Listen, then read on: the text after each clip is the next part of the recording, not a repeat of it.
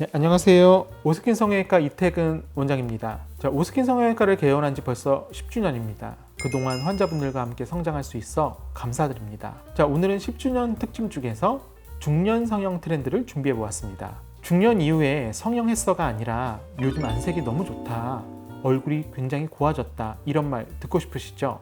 티 안 나지만 인상이 전체적으로 환해지는 중년 안티에이징 성형 시술 트렌드를 실제 수술, 시술 옵션과 함께 디테일하게 정리하고 상안검, 눈썹화 거상, 눈밑지방 재배치 같은 수술부터 리프팅 레이저, 실리프팅, 필러 보톡스까지 어떤 조합이 자연스럽고 예쁜지 포커스 맞춰서 설명드리도록 하겠습니다. 우리 얼굴은 나이가 들면서 세 가지가 동시에 바뀝니다. 피부가 얇아지고 탄력이 떨어지죠. 지방 패드가 줄어들고 처지거나 어떤 데는 쌓이게 되고요. 뼈가 안 보이게 조금씩 흡수가 되면서 지지대가 약해집니다. 중요한 포인트는 한 군데만 늙는 게 아니라는 거예요. 위에서 아래로 구조적으로 같이 내려온다는 겁니다. 그래서 이제 트렌드는 한 곳만 파는 시술이 아니라 위, 중간, 아래 얼굴을 입체적으로 보고 밸런스를 맞추어가는 쪽으로 가고 있습니다. 첫 번째는 피곤해 보이는 눈 구조를 개선시키는 상안검, 눈썹화 거상 이야기입니다.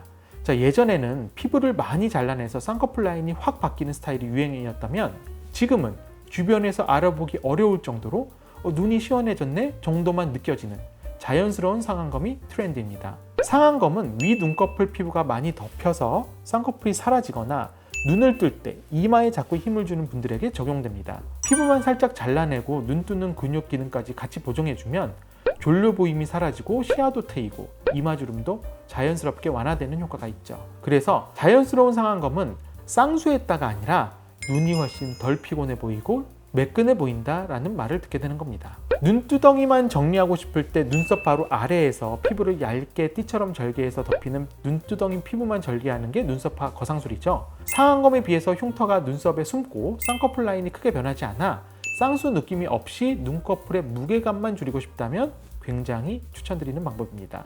특히 원래 쌍꺼풀 라인은 마음에 드는데 나이가 들면서 눈썹과 눈 사이가 좁아지고 피부가 늘어지면서 눈두덩이만 두툼하게 덮이는 경우에는 눈썹화 거상이 자연스러운 선택이 되고요. 요즘 트렌드는 상안검과 눈썹화 거상 중 하나만 고집하기보다는 눈썹의 위치, 눈꺼풀의 피부, 양, 모양을 보고 최소한으로 건드려서 최대한 시원하게 만드는 복합 설계를 많이 합니다.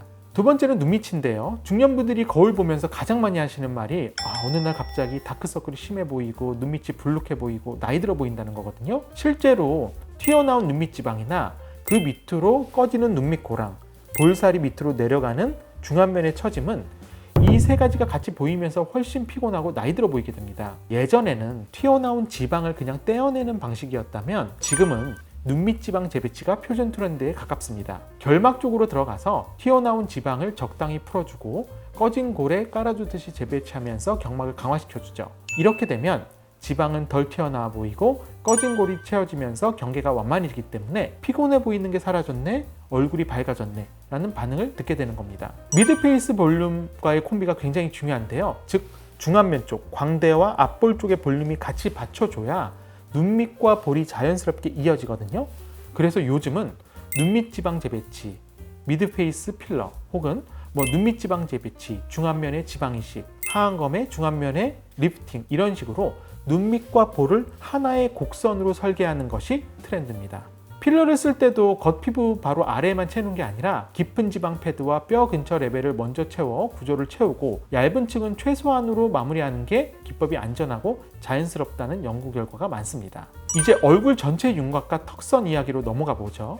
중년 이후에는 볼살이 아래로 떨어지면서 팔자, 마리오네트 라인, 턱선의 무너짐, 목주름까지 한 번에 나타나게 됩니다. 실리프팅은 절개 없이 늘어난 조직을 위쪽 고정점에 걸어서 올려주는 방식이죠. 실 주변으로 콜라겐이 형성되면서 피부 결이나 탄력 개선 효과도 보고되고 있습니다.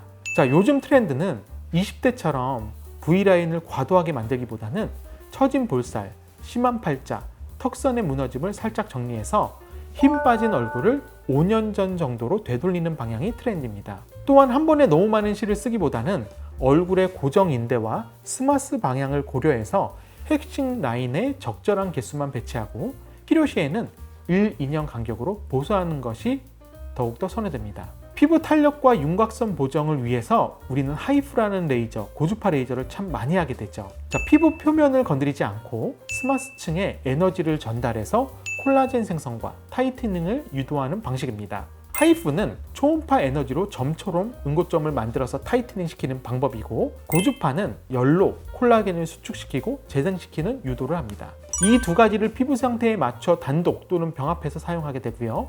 중년의 자연 안티에이징에서는 수술 전후 유지 관리, 실 리프팅과의 콤비로 많이 쓰이고, 탄력, 모공, 잔주름까지 같이 잡아주는 장점 때문에 주기적인 관리의 개념으로 생각하시면 좋습니다.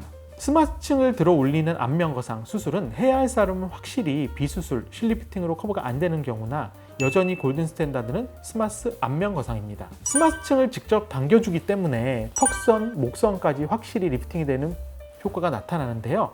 다만 중년에서 티 안 나게 하려면 과도하게 당기지 않고 개인 얼굴형을 고려해 자연 곡선을 살리고요. 볼륨이 너무 빠져 보이지 않게 필러와 지방 이식을 함께 병합하는 것이 굉장히 중요합니다. 자, 결국 자연스러운 안티에이징은 현재 처짐 정도와 피부 상태에 따른 맞춤의 조합이라는 걸 기억해 주시기 바랍니다. 예전이랑 완전히 달라진 사용법이 바로 필러와 보톡스인데요. 예전 필러는 팔자, 입꼬리, 눈 밑처럼 보이는 주름에 바로 꽉꽉 채우는 방식이 많았습니다. 자, 근데 그렇게 하면 표정을 짓거나 웃을 때 묘하게 부자연스러우면서 성형한 티가 나기 쉬웠죠. 그래서 지금은 미드페이스 중심의 설계가 대세입니다. 앞볼과 강대, 하부 등 깊은 층에 먼저 볼륨을 세워 얼굴의 S자 곡선을 되살리고요. 그 다음 팔자나 입꼬리 주변은 정말 필요한 양만큼만 얇은 층에 소량 보완하는 방식이고요.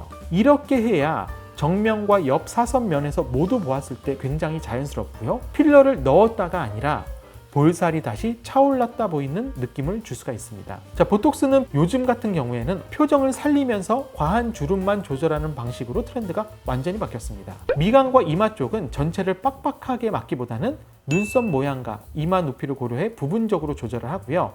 눈가는 웃을 때 완전히 안 움직이게 하기보다는 잔주름을 살짝 줄여주는, 피곤해 보이는 인상을 완화시켜주는 방식으로, 그리고 승모근이나 아니면 종아리 같은 체형, 자세 교정과 함께 소량씩 조절해서 자연스러운 라인을 유지합니다. 중년에서는 얼굴 전체 근육 밸런스를 보고 설계를 해야 인상이 부드러워지면서도 본인답게 웃을 수가 있는 겁니다. 정리해보면 자연스럽게 어려 보이는 조합 설계는 상안검, 눈썹파 거상으로 무거운 눈 정리를 해주고, 눈밑 지방 재배치, 미드페이스 볼륨으로 안색을 개선해주며 실리프팅, 에너지 리프팅, 스마스 수술을 상태에 맞게 조합합니다. 필러, 보톡스로 구조와 근육 밸런스를 섬세하게 맞추는 것도 굉장히 중요하고요. 결국 목표는 성형했다가 아니라 얼굴이 편안해졌네, 요즘 컨디션이 좋아 보인다 라는 말을 듣는 것이죠. 자, 다음번 영상에서는 제가 실제 케이스를 가지고 이런 얼굴에는 어떤 조합이 더 자연스럽다를 좀 더 구체적으로 보여드리도록 하겠습니다. 자, 궁금한 점은 댓글에 남겨주시기 바라고요. 오늘도 시청해 주셔서 감사합니다.